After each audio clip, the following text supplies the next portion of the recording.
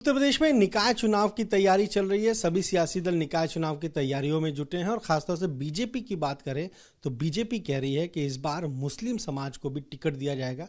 Pasmanda vote bank पर BJP की नज़र है। हमारे साथ बात करने के लिए राज्य मंत्री दानिश आजाद अंसारी।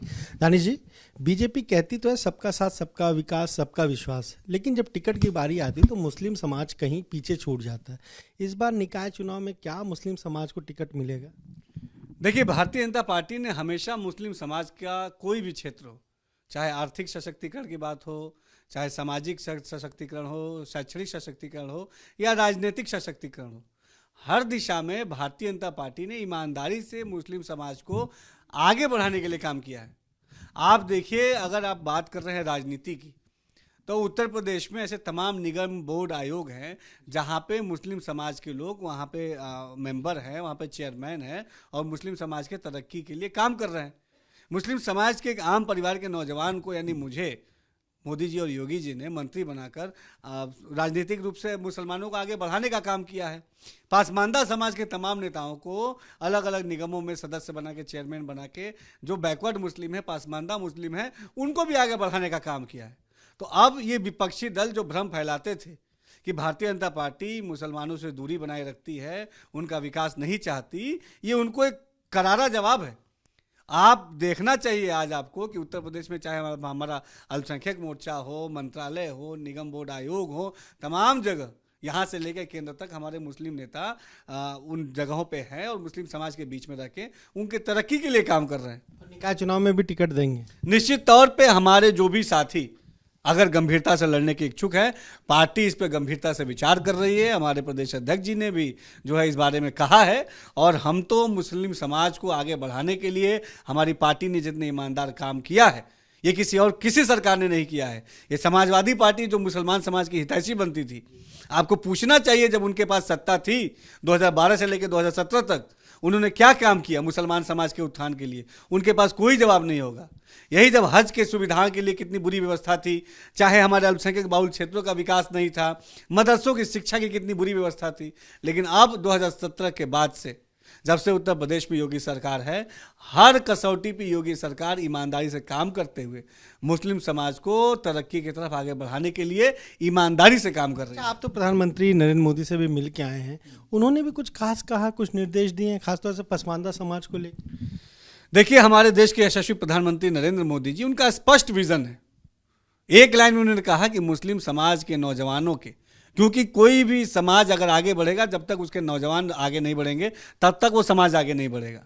तो मुस्लिम समाज के नौजवानों के एक हाथ में कुरान शरीफ और एक हाथ में लैपटॉप, यानी विकास, यानी टेक्नोलॉजी, ये हमारे प्रधानमंत्री जी की सोच है और इस सोच को हमारे उत्तर प्रदेश की योगी सरकार, ये हमारी डबल इंजन की सरकार लगातार ईमानदारी से आगे बढ़ा रही है। मदरसों में हमने एनसीसी एनएसएस लागू किया, एनसीईआरटी का कोर्स लागू किया। मदरसों में बच्चा दीन इस्लाम के साथ साथ मैथ, साइंस, कंप्यूटर पढ़ रहा है। ये मदरसों की तस्वीर है जो आज का हिंदुस्तान देखना चाहता है। ये वो ज़रूरत है मदरसों की जिसको योगी सरकार पूरा कर रही है। मुस्लिम समाज को अच्छी शिक्षा, ये मुस्लिम समाज की जो ज़रूरत है, उस पर हमारी डबल इंजन की सरकार पूरी ईमानदारी से काम कर रही है। हमारे प्रयास का नतीजा है। आज आप देखिए, पूरे उत्तर प्रदेश के मदरसों में 18 तारीख को अल्पसंख्यक अधिकार दिवस के दिन साइंस एग्जीबिशन लगा। किसने ऐसा सोचा था कि मदरसों से भी इतनी अच्छी अच्छी प्रतिभाएं निकलेंगी? आपने मदरसों की बात की, अब तो एक वो भी आया प्रस्ताव कि वहाँ पर शुक्रवार की बजाय रविवार को छुट्टी की जाए। देखिए, अभी मदरसा बोर्ड से या इस तरह से ऐसा कोई प्रस्ताव नहीं है। हम लगातार, ये योगी सरकार संवाद से आगे बढ़ने वाली सरकार है। मदरसा बोर्ड ने बैठक करके वो पहले सबसे संवाद किया था। किसी ने कहा कि स्पोर्ट्स एक्टिविटी होनी चाहिए, किसी ने कहा कि साइंस एग्जीबिशन को और अच्छे से लागू करना चाहिए। तो तमाम ये ऐसे सुझाव हैं, हम सबके साथ संवाद करके सुझाव सुनते हैं और जो समाज की ज़रूरत होती है हम उस दिशा में आगे बढ़ते हैं। हमने लगातार ईमानदारी से सबको विश्वास में रखते हुए, चाहे शिक्षा हो, चाहे सुरक्षा हो, चाहे रोजगार हो, उस दिशा में सकारात्मक और सार्थक कदम आगे उठाए हैं। आपने बात की तमाम दलों की, अगर बात कर लें समाजवादी पार्टी की, तो आज अखिलेश यादव और शिवपाल यादव एक साथ थे जसवंत नगर में। वहाँ पर अखिलेश यादव ने कहा कि मैनपुरी मॉडल जो है उससे बीजेपी को सीखना चाहिए और मैनपुरी मॉडल 2024 में गुजरात मॉडल को ध्वस्त कर देगा। देखिए, जिसको कहते हैं कि दिन में सपने देखना, ये उसी का एक बहुत अच्छा उदाहरण है। अखिलेश यादव जी को समझना चाहिए कि गुजरात मॉडल की विश्वसनीयता अभी गुजरात में जो विधानसभा के चुनाव हुए उसमें स्पष्ट दिख गया। हमारे प्रधानमंत्री जी का विजन हमारे 14 के लोकसभा 19 के लोकसभा में दिख गया। हमारे उत्तर प्रदेश के योगी आदित्यनाथ जी का विश्वास 17 के चुनाव में 22 के चुनाव में दिखा है।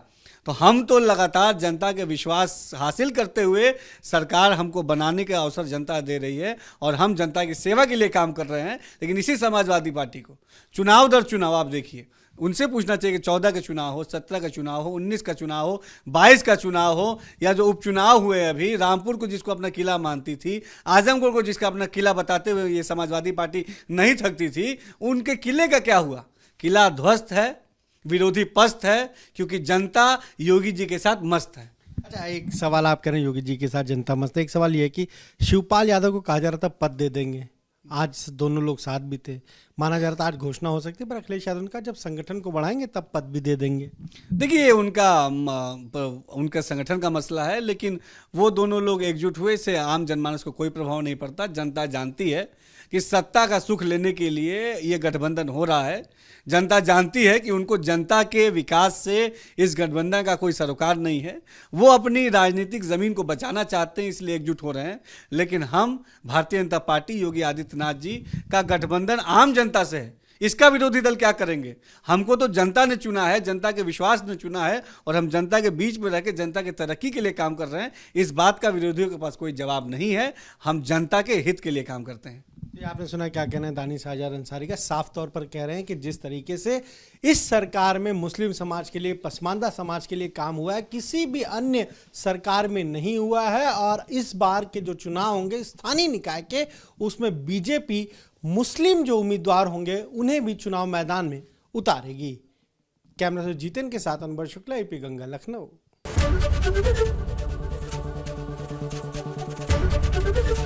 एबीपी गंगा, खबर आपकी, जुबान आपकी।